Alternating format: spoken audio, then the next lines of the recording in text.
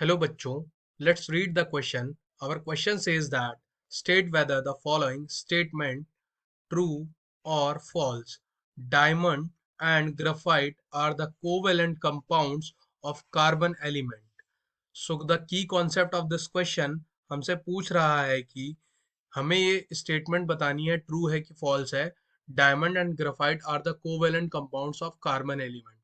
तो हमें बताना है क्या डायमंड और ग्राफाइट कोवेलेंट कंपाउंड है कार्बन एलिमेंट के. ये स्टेटमेंट ट्रू है कि फॉल्स है, ये हमें बताना है. तो आइए देख लेते हैं बच्चों. सबसे पहले हम लोग जान लेते हैं कंपाउंड्स के बारे में. बिकॉज पूछा गया है diamond and graphite are the covalent compounds of carbon element. तो देख लेते हैं. सबसे पहले we know about what is compound. Compound की अगर हम लोग बात करें बच्चों, compound compound what is compound. So a compound is a substance that is composed from two or more different elements is called compound. Compound क्या होता है बच्चों हमारा? A compound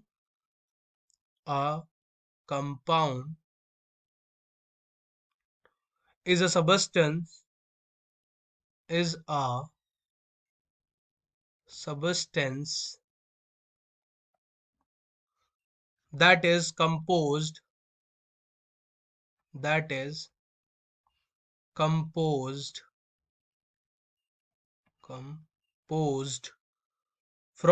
two or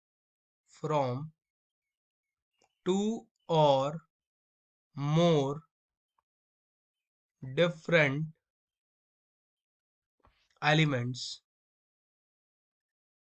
elements.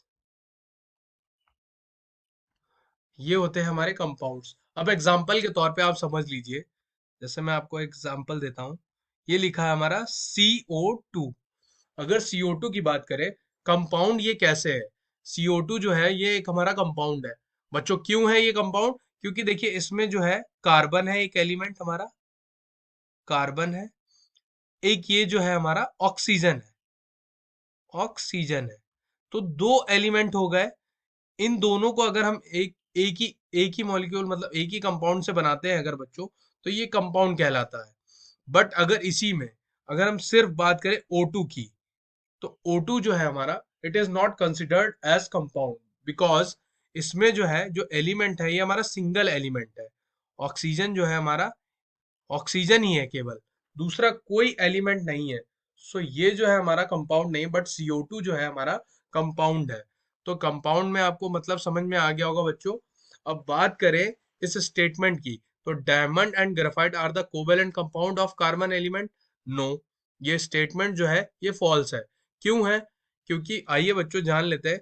Diamond और ग्राफाइट जो है वो allotropic form है कार्बन के. बिकॉज ये जो स्टेटमेंट है हमारी ये फॉल्स है. क्यों है? क्योंकि diamond diamond diamond and graphite are the allotropic form of carbon. Carbon के जो है एलोट्रॉपिक फॉर्म है कार्बन के, और ना कि ये कोवेलेंट कंपाउंड है. तो एलोट्रॉप्स क्या होते हैं? एलोट्रॉप्स वो होते हैं जिसमें केमिकल एलिमेंट सेम हो और उसके फॉर्म्स अलग अलग हो और फिजिकल प्रॉपर्टीज भी अलग अलग हो.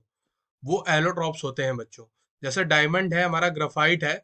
इन दोनों में जो दोनों के केमिकल है, जैसे ही कार्बन से ही मिलके बना है डायमंड, और ग्राफाइट भी है कार्बन से ही मिलके बना है, और कोई दूसरा एलिमेंट इसमें नहीं है. बट इनके फॉर्म्स जो है वो अलग अलग है. और इसकी प्रॉपर्टीज की अगर हम फिजिकल प्रॉपर्टीज की बात करें, तो जैसे कि डायमंड जो है कलरलेस होता है, ये जो है ब्लैक होता है. ये होता है हमारा हार्ड होता है डायमंड, और ये जो होता है बच्चों ये ब्रिटल होता है. सो दैट इज वाई ये एलोट्रॉपिक फॉर्म है कार्बन के, और ना कि कंपाउंड है. तो इसका जो आंसर होगा वो होगा बच्चों, इसका जो आंसर होगा वो हो जाएगा हमारा डायमंड. आंसर जो होगा इसका वो होगा false. Because because diamond and graphite